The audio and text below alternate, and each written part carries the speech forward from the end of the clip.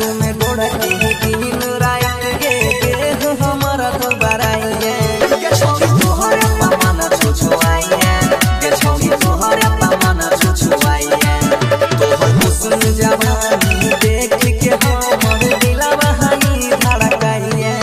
छोड़ी तोहरे पमन छुछुआइए के छोड़ी तोहरे पमन छुछुआइए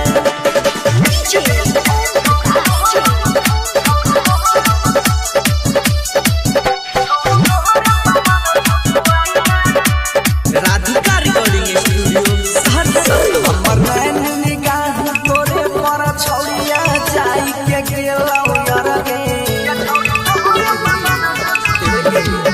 बड़ी मोह के लगाई छौ से कसी तोहर देखै में फिगर गे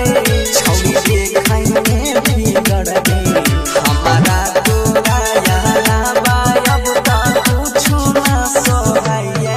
के छौड़ी तोहरे पमन छुछुआइए के छौड़ी तोहरे पमन छुछुआइए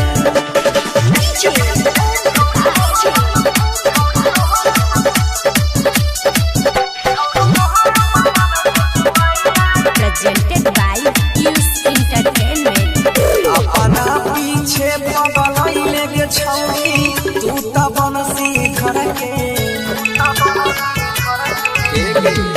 लुटी गेली